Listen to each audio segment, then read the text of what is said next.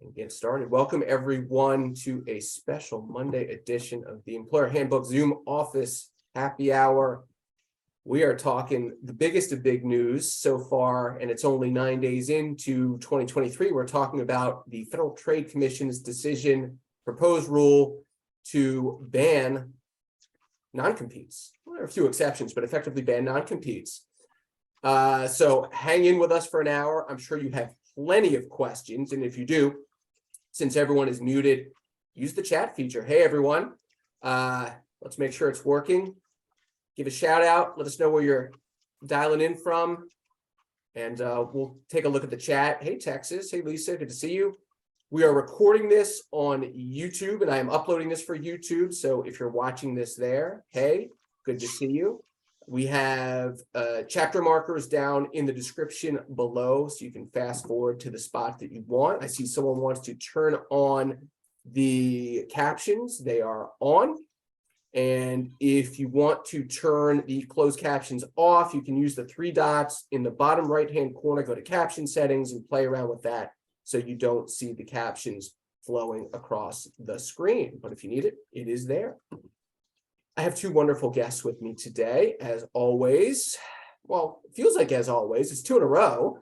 I have Amy Epstein Gluck, the wonderful employment counsel to the firm of Fisher Broyles, where three of us work. Amy is a fantastic employment lawyer, and in her spare time, loves reading all 200 some odd pages of the proposed FTC rule and geeking out over it. You're going to get to experience all of that today. Good to see Amy. Good to see you, Eric. Also, we have restrictive covenant all-star, employment law partner, New York City's finest, best employment lawyer, Christina Bost Seaton. How you doing, Christina? Hey, it's awesome to see you. Yeah, it's great to see you again. All right, folks, let's get right into it. We are talking about the Federal Trade Commission's proposed rule that came out on January 5th to ban non-competes. But before we explore the rule in vivid detail, I want to toss it over to Christina to kind of place set where we are, right? Where were we as a nation heading into basically at 11:59 on January 4th of 2023? What was the state of play with respect to non-competes generally? So I have been putting together, I'm the co-chair of a committee with the American Bar Association for restrictive covenants. And even before the FTC's rule came out, it's been a big past year and a half for restrictive covenants. So we were already planning on doing an update that would bring people up to speed with a lot of the changes that we're having, mainly at the state law level, but some at the federal level as well. So it has certainly been the trend in the past 2 years to see a narrowing of a legislative narrowing, I will say, of the use of non-competition agreements strictly. And as a sort of placeholder, I'll just state that virtually everything we're going to be saying today is going to relate to non-competition agreements, as opposed to some of the other types of restrictive covenants, like a no hire agreement or a non-disclosure agreement or a non-solicitation agreement. This is really focused on a traditional non-competition agreement, meaning an agreement by which you tie up an employee after they leave the employment for a period of time in order to protect, theoretically, in order to protect your trade secrets and confidential information. So in the past 2 years at the state law level, there has been a tremendous amount of progress and successful legislation to greatly narrow and in some cases eliminate the use of non-competition agreements. And just by way of a sort of quick survey, Colorado went ahead and not only voided out most restrictive covenants, but made it a misdemeanor have them. Illinois law, like probably most states that have enacted non-competes, has eliminated their usage for lower wage workers. In addition, we'll just quickly touch upon Nevada also limited for hourly employees, who are typically believed to be more lower wage workers. Oregon also limited the time frame and then pegged its applicability to whether or not they were exempt employees. Washington, D.C., Amy can speak to, also essentially banned restrictive covenants. And there was pending litigation or legislation for the past several terms in New York, Connecticut, Oklahoma even. This is not necessarily a blue state trend. This is a nationwide trend that we are seeing. And a lot of this came from some very well publicized case law that happened during the Obama administration related to the Jimmy John's sandwich shop and restrictive covenants that were imposed for the actual hourly employees who made the sandwich along the line, and how sort of facially absurd it was that they would not be allowed to work for some other sandwich shop in the future. You know, what real trade secrets did they discover during that time frame? About 2 years ago, halfway into the first year of Biden entering office, he issued a very broad-reaching executive order to promote competition. It touched on many, many aspects of our economic agenda. A lot of it was focused upon antitrust, and there was a line in there that said that they were going to look at unfair non-competition agreements. Now, as many of you know, probably the law that exists in the states already prohibited unfair non-competition agreements. So it wasn't necessarily clear that there would even be any rulemaking or litigation or legislation that would come out of this. Lo and behold, you know, I think everyone thought that there would be a proposed rulemaking that would come at the federal level, or there'd be a continued push to have some of the legislation that's being promoted at the federal level.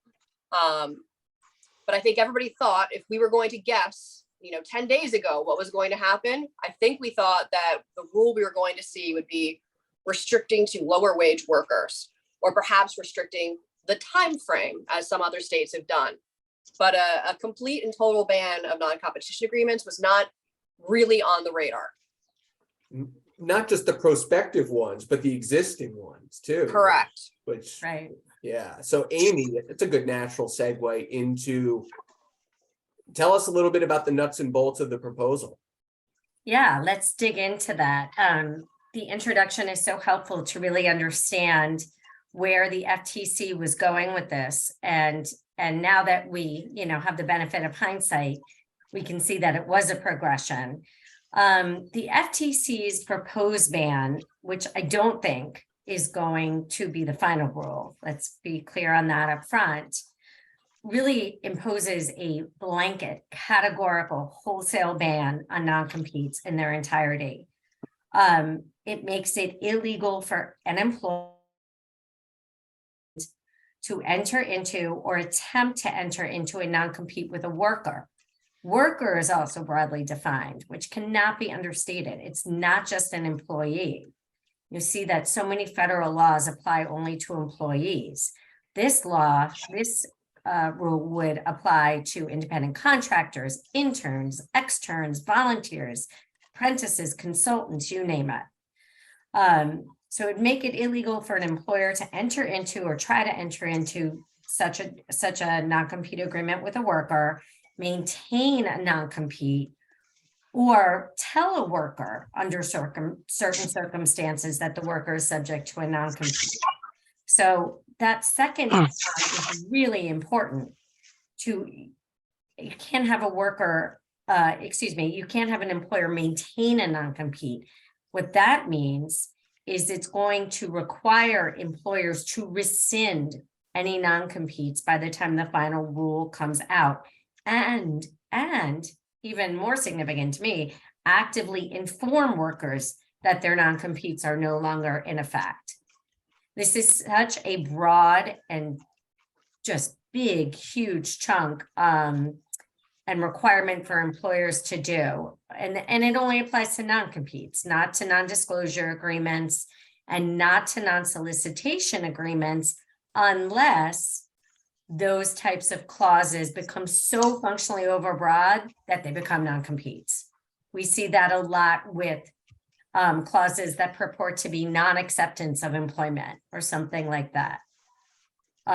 So that's generally what the proposed rule is supposed to ban. There's one exception, it's limited. It would not apply to a person who is selling a business or otherwise disposing of the person's ownership interest in the business, where that person is an owner, a substantial owner of, or substantial member or partner in the business. They have a 25% or more. Yeah.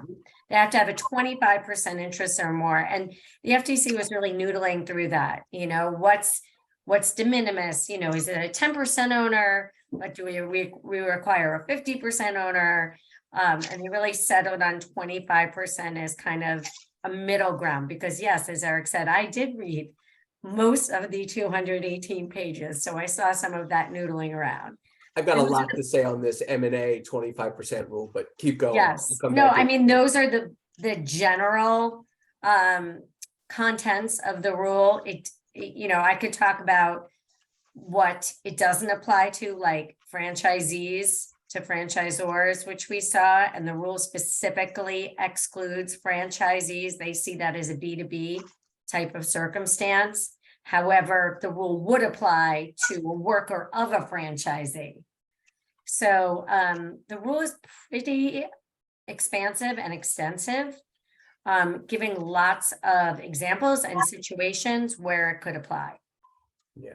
So I'm going to talk a little bit about the M&A transaction. And this is somewhere, like, I think Amy alluded to it, where between now, where the rule goes out to comment for 60 days, someone asked me in the chat, Eric, explain the timing on this. Well, we're going to have a 60-day comment period. And then the FTC presumably is going to come back with could be the same proposed rule, unmodified, or more likely than not, some modified version of the proposed rule.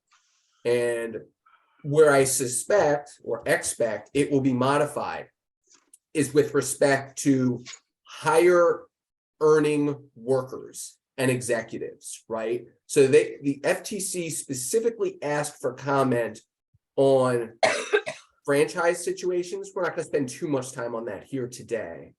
On the dichotomy between a non-compete applied to a higher earning worker versus a lower earning worker, kind of the Jimmy John's example that Christina talked about earlier, and then executive level non-competes.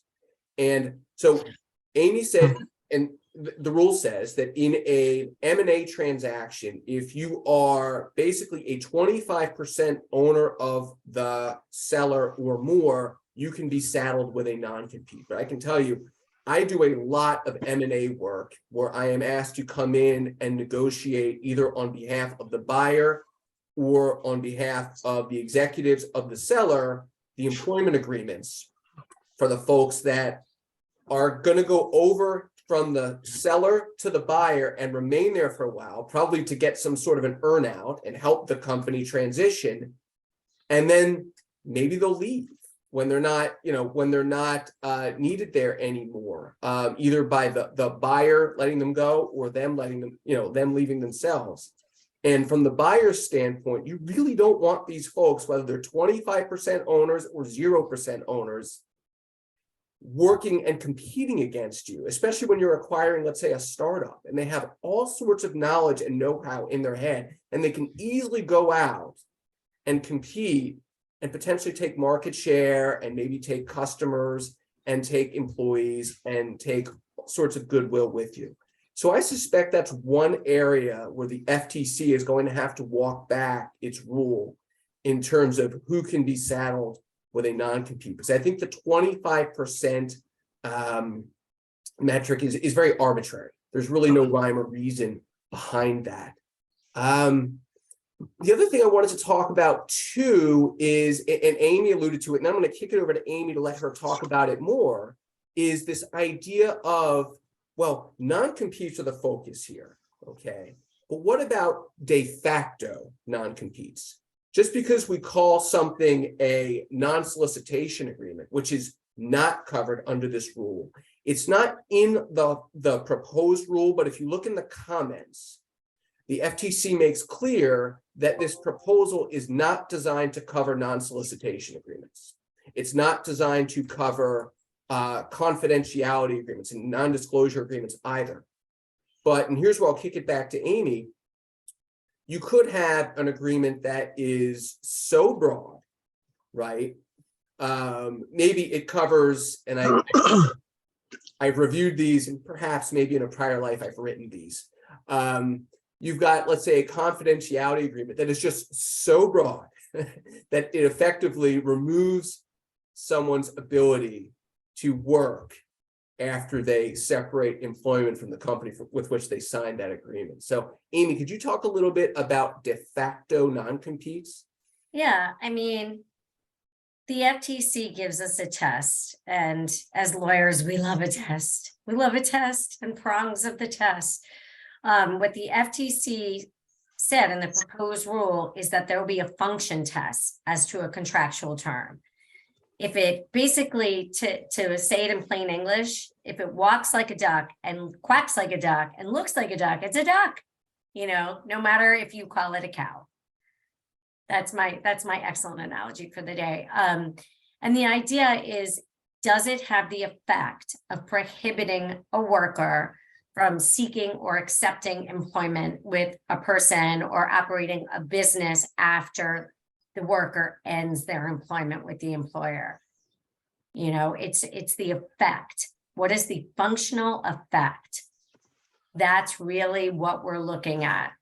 And, as I said, you could see this in non-solicitations that talk about not soliciting any wide variety of proposed customers without that being defined and narrowed.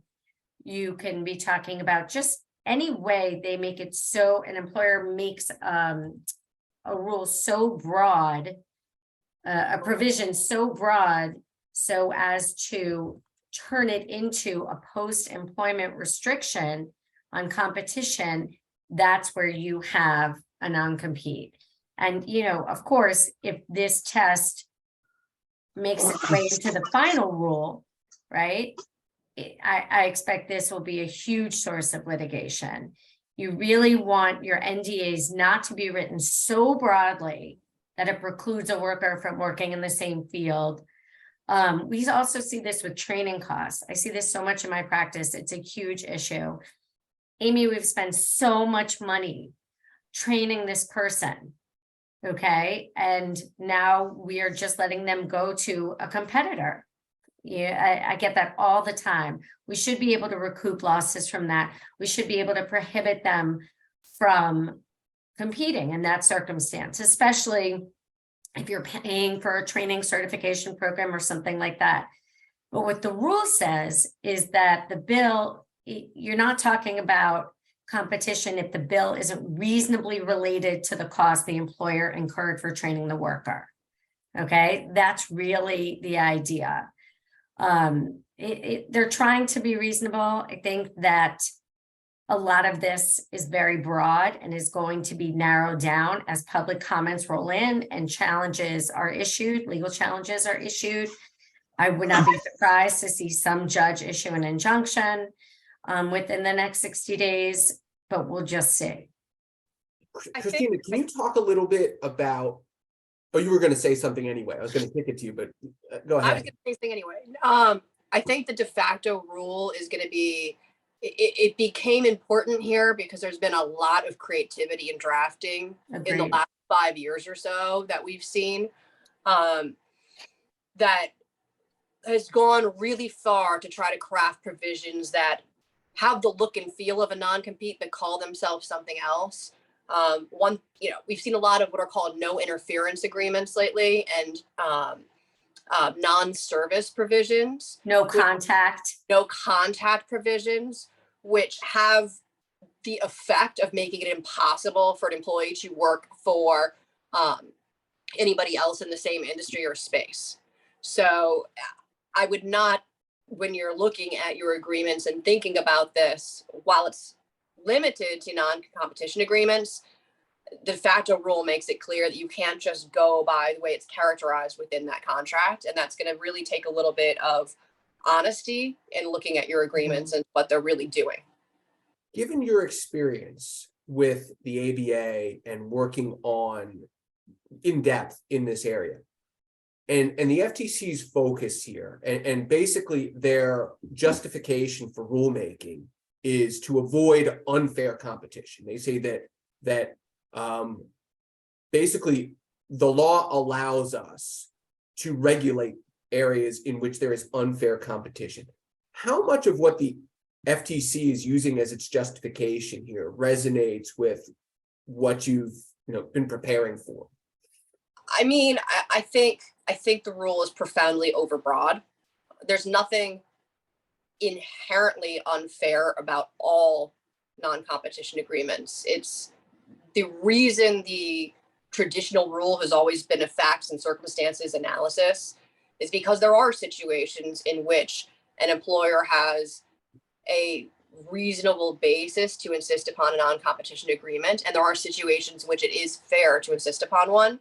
And Eric, I mean, the one that comes to mind that's just crystal clear to me is what you alluded to when you talked about the sale of a company. I mean, the exclusion right now only applies to ownership of the company, but certainly the chief executive officer of that company on the way out the door has such a wealth of knowledge. It seems to me to be profoundly fair for them to be bound by a restrictive covenant of some length, especially in the situation in which they're compensated during the period of the restriction. And that's also something that these rules don't touch upon at all. But in practice, your very high level employees who you do have a real legitimate interest in protecting, it's not the offer letter non-compete that you're concerned about. It's not the one that appears in the employee handbook. It's the one that's negotiated by two sophisticated parties on the way out the door as part of a separation agreement.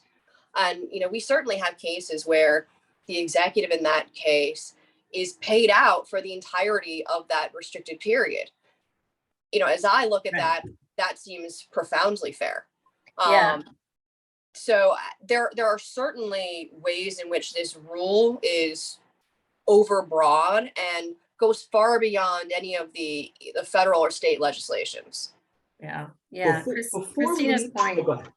Sorry, Christina, I just want to amplify Christina's point, which is so significant. And if I had to bet, I would bet that this is one way the rule would be chopped down a little bit, is to have it not apply to senior executives, like a CEO, of a company, where, especially with that CEO is so synonymous with the company's brand and such.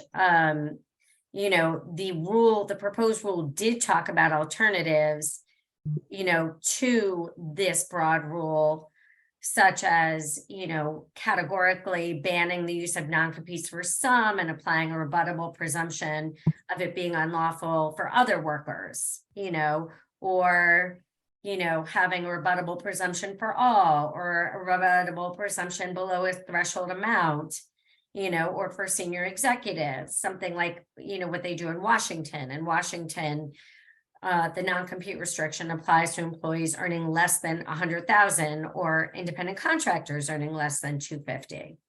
I don't love the idea of the non-exempt exempt alternative distinction, because I think that could breed misclassification. I think that's right, Amy. Before we leave the topic of de facto non-competes, I see a question from my friend Bob Small, who notes that he expresses a little bit of skepticism about whether a non-solicitation agreement could be a de facto non-compete. And I suppose in certain situations it could be. And I want to toss something out to both of you. I'll go Christina first. What if we have a salesperson, right? Salesperson signs a non-compete. They're a very successful salesperson, right? But their lifeblood is on relationships. And if they're going to go from company A to company B, what makes them attractive to company B is not just their inherent ability to sell, but also their book of business that they're going to bring over with them. So if they, let's say, don't have a non-compete, but have a non-solicitation restrictive covenant, a non-solicitation agreement, which says you can't solicit the same customers that you solicited when you were with us at company A. When you go to company B, you can go to work there, but you got to solicit all new customers. Do you think that could be a de facto non-compete? So I don't, and here's why. Virtually every company these days of any real sophistication, especially a sales company that knows how important those relationships are, they are the core of their trade secrets and of their confidential information. Companies these days are very good at being able to segment off relationships as pre-existing relationships from before a salesperson came to the company, which would in fact continue to belong to the salesperson once they left the company as well, and those contacts that they made while they were at the company. So a non-solicitation agreement in those cases would be limited to only those contacts that were made using the company's input, its money, its training, its goodwill. You know, those the company would still have a very legitimate basis to be able to restrict. Now, it's possible the next wave of this we might see is a shortening of what's a reasonable time frame, and that maybe 2 years is no longer reasonable. Maybe it's 18 months, maybe it's 12 months. That I can see potentially happening, but I don't think it's likely or good for there to be non-solicitations applied, or to find that a non-solicit in the case of a salesperson would really be a de facto non-compete. Yeah, I think we're going to get to this by the end here today. We'll probably mix it in as we are right now, but some best practices, assuming this rule gets blocked at some point, right? Because I'm with Amy. I think some judge is going to enter an injunction at some point, and we'll talk about why. But in terms of best practices, putting this proposed rule aside, right? This is a wake-up call for employers. When do you need a fly swatter instead of a sledgehammer to hit a fly, right? And Christina was just describing a situation where you have a salesperson, and instead of having the non-compete, if you have a narrowly tailored non-solicitation agreement, which defines what customers they can go after, presumably the ones that they didn't have their fingerprints on, because if they're going after customers that they have no relationship with when they go on from company A to company B, like what gives them an advantage as long as they're not using company A's trade secrets to do so? They have the same chance of luring away those customers with whom they have no prior established relationship as anyone else, right? So when you're drafting your non-solicitation agreements and you're defining them very carefully about what the employee can and can't do post-employment, because you're trying to support a legitimate business interest, right? Think about it. A court's going to weigh that when you're moving for an injunction.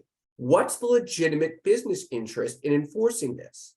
What is the balancing test, right? Where do the balance of harms lie? Because you're effectively asking a court to put a salesperson potentially out of business. But if you give them enough of a lifeline to earn a living, while at the same time protecting your business in a carefully tactful, surgical way, you're going to have a great shot at getting enforcement of that agreement. Agreed. Yeah. And I have to tell you, since like the last 10 years, I have been preaching this to my corporate clients and telling them, employers always want the post-employment restrictions to be really broad because they want to protect the business. And the idea is what you really need to protect those legitimate business interests, and how long do you really need it? I think non-solicits, to your point, Eric, really accomplish that, where terms are defined and clear and unambiguous, really accomplish that just as well, if not better than a non-compete, just so often confusing to employees. I agree with you completely. And I think this rule is really not geared towards eliminating an employer's right to restrict information, and even probably post-employment. In some cases, I really do think we're going to see it pulled back with regards to senior executives in some areas. But this rule is meant to stop the process and the routine of employers wanting to have interim effect, right? You know, I want the broadest agreement possible because I want to scare people on the way out the door, and I want to be able to have a bargaining chip to go after them if I find something. Whether it's enforceable or not. Whether it's important, and you don't need that bargaining chip if they really took something, because there are other laws and other provisions in your documents that will allow you to do the same thing. Not ironically, that's what the FTC is doing with this proposed rule to begin with. And there was an article, someone posted in the question, you know, could you get into some of the motivations for the FTC here? There's an article in Law 360. It is behind a paywall if you can't get to it. But basically it summarizes kind of the FTC's approach here and why it's still a bit of a win, even if the rule gets shot down in its entirety. The FTC's aggressive approach to trying to regulate a non-competes just sends the message and raises awareness about the overreach, potential overreach of the use of non-competes. Christina, well, let me actually, before I get to you, let me reset because we're halfway through. Thank you all for joining us. We have another half hour to go. I'm Eric. That's Amy over there. That's Christina down there. Depending if you're watching this on YouTube later on, I don't know if YouTube changes positioning, but that's how it looks on my screen. Thank you all for coming out and being with us as we talk about the Federal Trade Commission's proposed ban of non-competition agreements.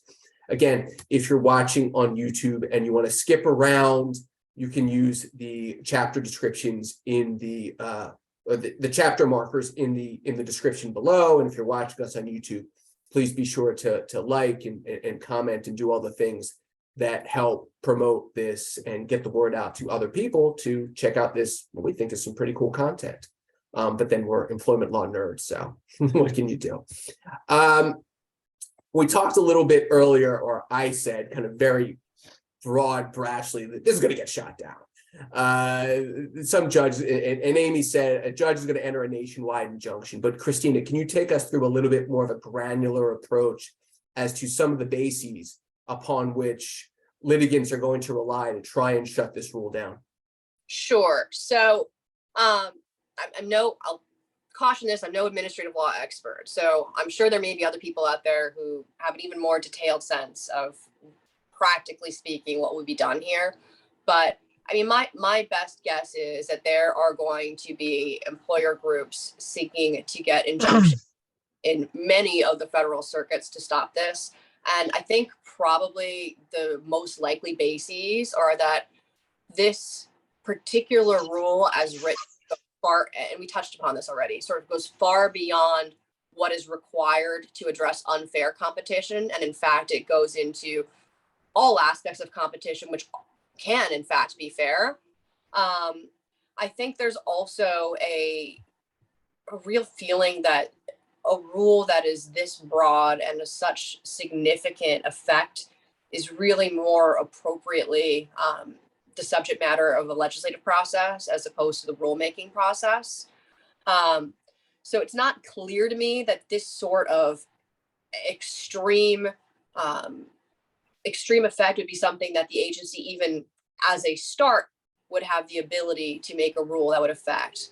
And I think it's very telling that very similar aspects of this rulemaking have already been enacted through the legislative process in states and also proposed at the federal government as well. So there's acknowledgement that other legislative bodies seem to think that this is really within their purview as opposed to the agency rulemaking process. Now, I think those injunctions probably have the effect of providing leverage to get the FTC to come up with a more narrow rule that they would have the ability to proceed with. I don't think it's likely that we're going to have no rule that comes as an outcome for here, but it is likely, I think it's going to be far, before something comes into effect, it'll be far longer than 60 days plus 180 days as originally contemplated by the rule. Yeah. Yeah. And we saw, and I don't want to dwell on it because I know it's a bad memory for most of us, but dealing with COVID-19 mandatory vaccinations, when we saw the executive orders from President Biden and that made its way all the way up to the Supreme Court. We heard about the major questions doctrine, which is what Christina was alluding to, that this is something that Congress should legislate rather than, in this case, a federal agency, in that case, an executive order through the president. But yeah, I agree with you. Yep. Christina. The Go ahead, FTC Amy. doesn't see it that way. The FTC says, under Section 5 and Section 6G of the Federal Trade Act, this is squarely within their purview. So that will certainly be interesting. And we haven't touched upon the 3 lawsuits, the 5 lawsuits, 3 employers and 2 individuals that were last week. But what was sort of interesting about the way this was rolled out is the FTC brought 3 complaints along with settlement orders that were so ordered by the court simultaneously the day before this rule was enacted. And those cases where the FTC exercising its ability to recognize unfair or regulate unfair competition to eliminate 3 employers' practices of non-competes for all not all executives, but all employees across the board. One of them was a security company, which looks, by and large, probably more like a Jimmy John situation. But the other 2 were the 2 major manufacturers of food storage glass, right? So like your Smucker's jar, that's still glass, I think, or your Bon Maman jam jar, those types of jars, and I was gonna say cans, but receptacles for food that are made of glass. So it's very interesting that the FTC successfully pushed this ability to regulate non-competes on first of its kind lawsuits the same week as this. So that was sort of a proof of concept idea. They did get signed off by the judges as well. The judges didn't say you don't have authority to do this, FTC. And the FTC knows it's overly broad. I mean, peppered throughout the 218 pages of this proposed rule is the fact that, it's open comment. And they provide alternatives. They provide pages of potential alternatives in different permutations, and say that this will all depend on public comment. Right. It's not as if they're totally unself-aware of this isn't going to go through Right. as is right now, because it would be a disaster. Can we touch base on 2 other of the sort of problems of the rule as it stands right now? Just very Go quick. ahead, please. So we mentioned very quickly that the rule, it doesn't have retroactive effect. It basically has it bans non-competes that exist, which already, but I think the most problematic part is it has this requirement that employers notify all employees who have non-competes that they're no longer subject to them. And that to me seems like a logistical nightmare, because in my experience, non-employers have A+ bookkeeping records where they would be able to even think about which employees are subject to restrictive covenants and where they are now if they're post-employment term. Well, the rule says, for former employees, you have to notify former employees if it's still within the restrictive time period and if you generally have their information. They think of that. I agree with you. I think it will be a logistical nightmare. I think compliance will be really tough, especially since there's no private right of action. The FTC is the only one who can bring a cause of action. So what's the reliance, that 1 million employees are just going to call in and say, hey, my employer didn't try to rescind my non-compete or give me notice of the fact that I was subject to a non-compete, which is now unlawful. I think that's a little unrealistic.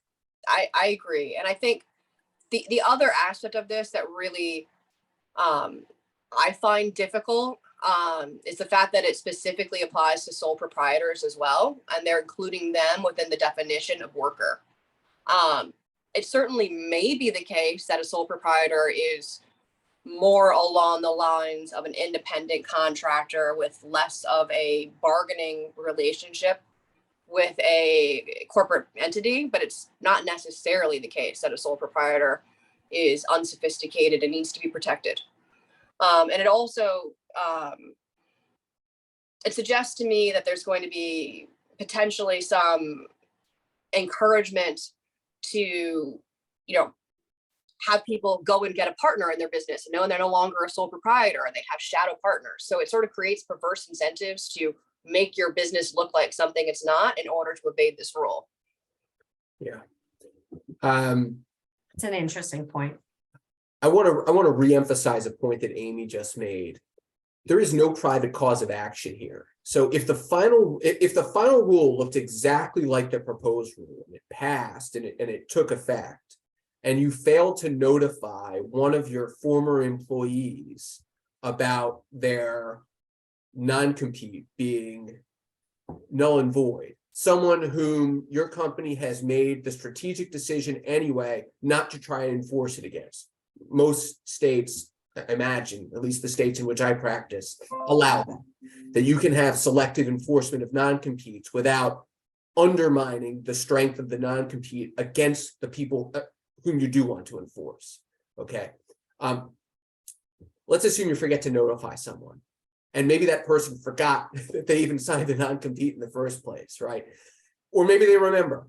They're not going to be able to turn around and sue you, right? They would have to notify the Federal Trade Commission, who would then have to expend resources to open up an investigation and go in and, and then take up the torch and go after the employer. And if it's a one-off, I suspect that's not going to be something they want to pursue. If it is a situation in which an employer has asked 30,000 low-wage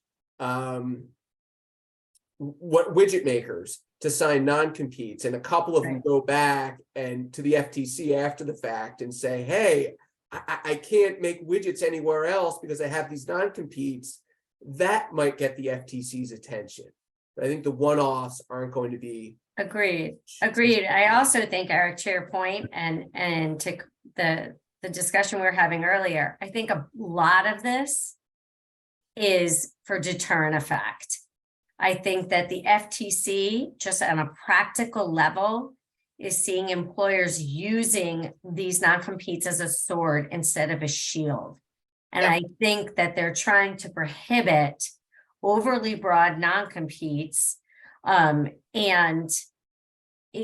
just allow employers to really do what they can do lawfully to protect their confidential information that's truly confidential. I mean, you see a lot of companies and firms try to protect all customer lists, all pricing lists, but then they have their customers on their website. That's not confidential information. So I think that is a major motivation for the FTC here. We've got about 15 minutes left. Why don't we do this? Why don't we take some questions? And mea culpa.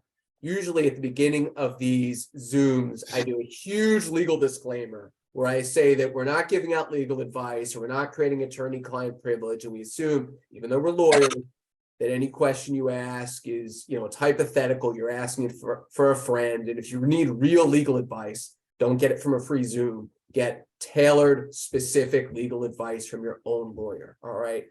I'm mentioning it here. I'm going to put it down in the description on the recorded YouTube. But if folks have hypothetical questions that they want to ask for a friend, we'll do our best to answer them hypothetically now without creating any sort of attorney-client privilege or giving out any specific legal advice. So I see a question here from Sarah. Sarah asks, what about fidelity agreements within a non-competition section in existing agreements? So I think what Sarah means, is while you're currently employed by company A, can you go out and compete, or do you owe a duty of good faith to the company by which you're currently employed? And I think I'll answer that. I mean, the answer to that question is yes. You can have agreements with your existing workforce where they're not going to go out while they're working for you and work for a direct competitor. That kind of non-compete or de facto non-compete, the FTC says in its comments, is perfectly fine. They're not trying to regulate that. But she also asks, what about severance? Well, that's a good one.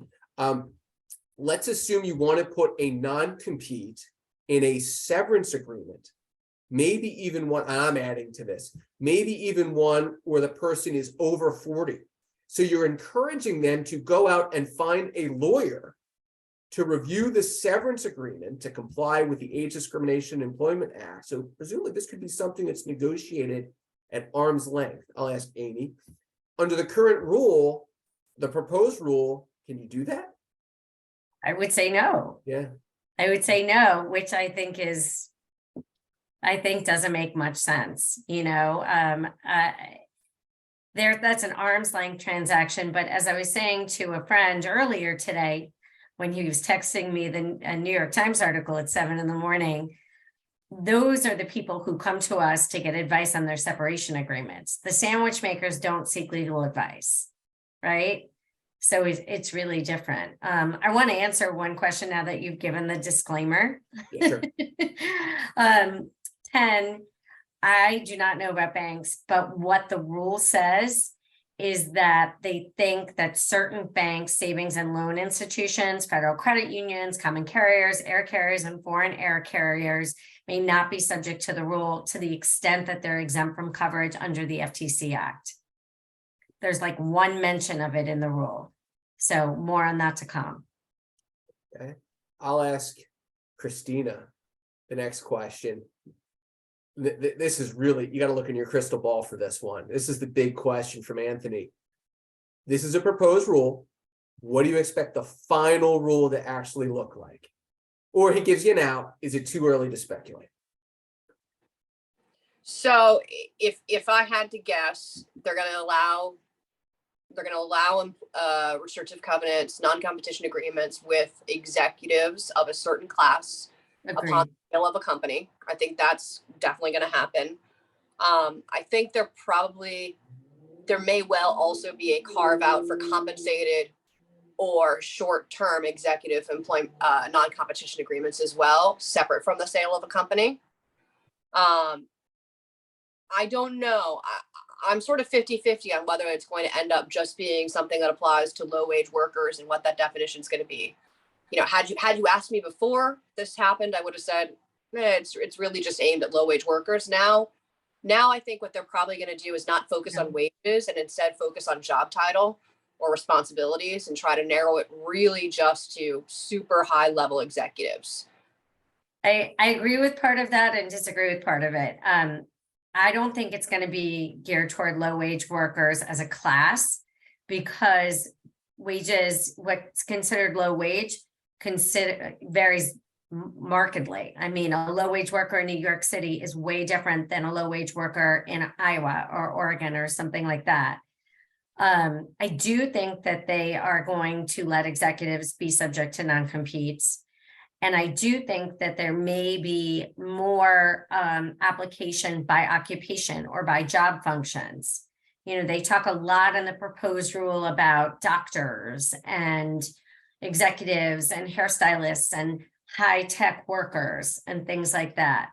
What I think is also incredibly interesting, which you could tell from the geek part, is the myriad state laws, and I think that the feds are probably going to take a lot of what they already have from some of these, 11, 12 state laws, and trim the rule that way. Either, I don't think that they're going to go by the way of California and North Dakota and Oklahoma and render them void, but something, as we were just discussing, like Colorado, that they're void except to highly compensated workers, or DC, or like Massachusetts, where they're not enforceable against non-exempt workers and there's garden leave provisions and things like that, or Nevada.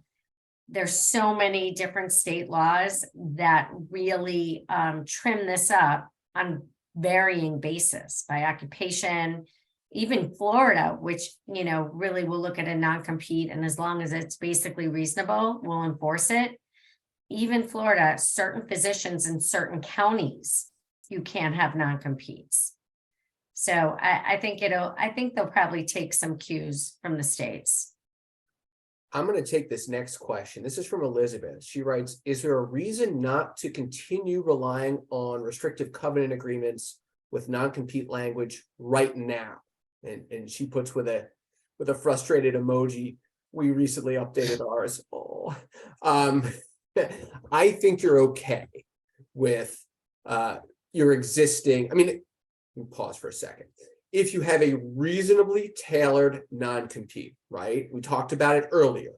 It serves a legitimate business purpose. You're not giving it to everyone who works for you, right? You're giving it to the people who really do, could cause a create a competitive threat, cause you to lose goodwill. You've spent a lot of money to train them. You want to recover those training costs. There are legitimate objective reasons that you could articulate to a court if you ever had to go for an injunction to say why you should prevail, why the balance of harms tips in your favor, why the interests of justice tip in your favor, and why there would be irreparable harm if this person worked for a competitor. If you can continue to use those restrictive covenants. And of course, your mileage may vary depending on the state. I learned something new when I was reading the commentary, the Federal Trade Commission's commentary, that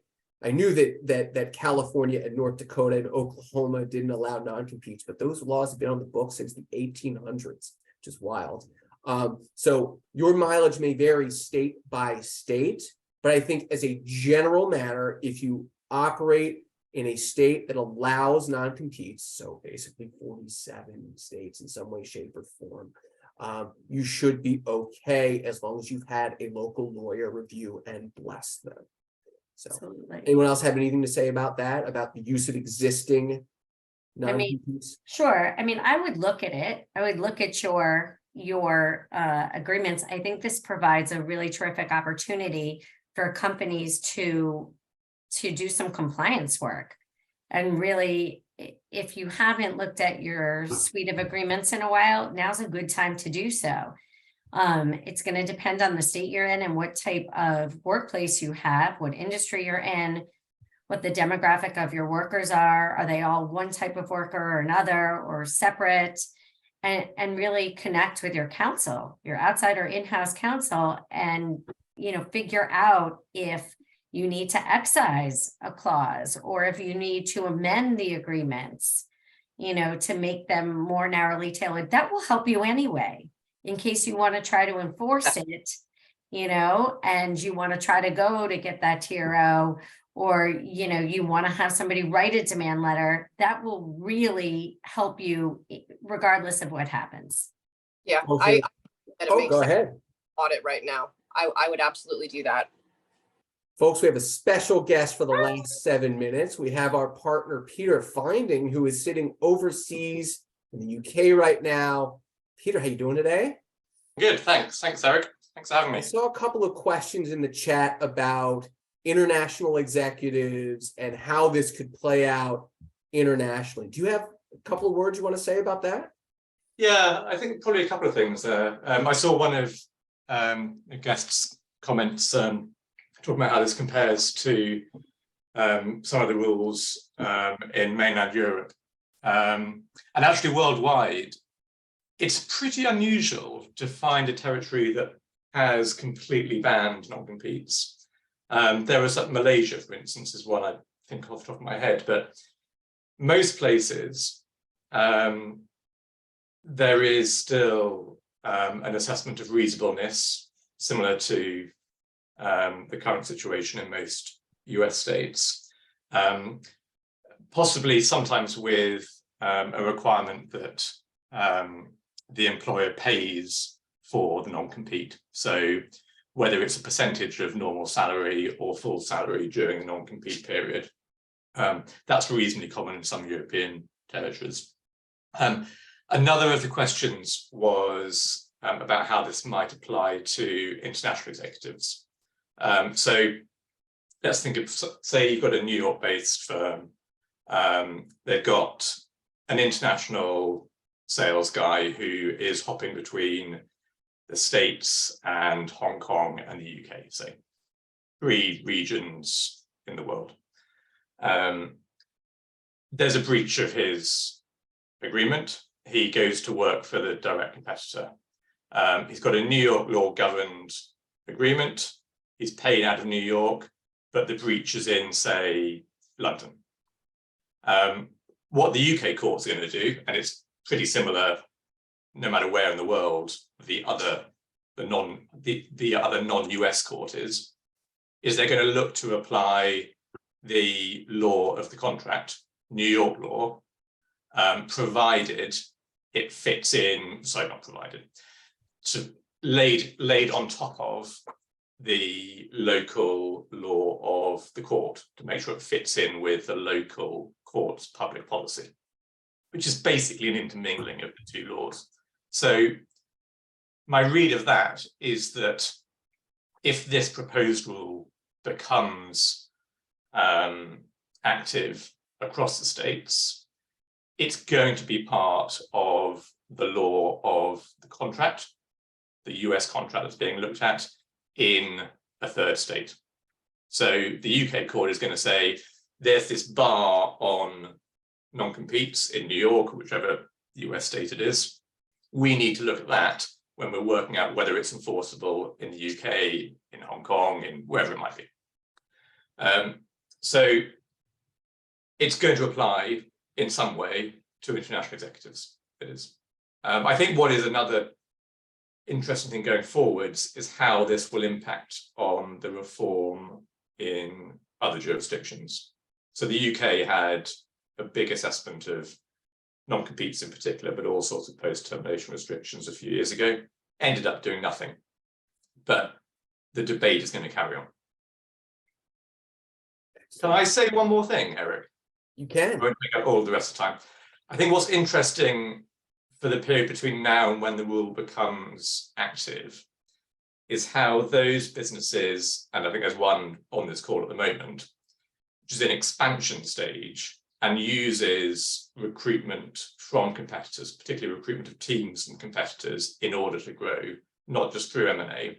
Well, this is a good time to be being slightly more aggressive with an argument to a court being, this isn't a rule yet, but it shows the direction of travel that there should be and what public policy should be. So treat us slightly more favorably. Now, there's an element of risk there, obviously, but an interesting strategy to take. I'll shut up now. You're always welcome here on the Zoom. Thank you so much for coming in, Peter. Appreciate it. We've got 2 minutes left. I want to give everyone, other than Peter has used up his last couple words, a chance for a parting shot. Christina, I'll go to you first. Thanks, obviously, for coming out and doing this with us today. What do the folks need to know going forward? I mean, this has been incredibly exciting for us nerds, right? I said this is Christmas morning for a non-compete nerd, so it's been great. My feeling is this is a real wake-up sign. You've really got to look through your agreements and stop using them as a way to get leverage and to scare people. That's not going to be allowed going forward. I think regardless of how this rule turns out, that's not the direction we're heading in. So use your agreements as a way to actually protect your interests. And please talk to a lawyer, perhaps one of us, perhaps not, but please talk to somebody and get your agreements in order so that they will be efficient going forward and upheld. Amy? Sure. I mean, when I echo what Christina said, of course, I would also say, don't panic. Don't panic. I know that a lot of you have already paid for, new agreements and such. Nothing is going on today or tomorrow. Consider sending in a public comment if you have an alternative and include factual basis as to why. I know I'm preparing a couple of comments. And think about reasonableness. Talk to your lawyer. I'm sure you have counsel, and send them your agreements and see how they can be just narrowly tailored to do what you really want to do in good faith. I think good faith is such an important aspect here for the FTC, because that's what they're really trying to do, is prevent unfair competition. They're looking to to treat workers fairly.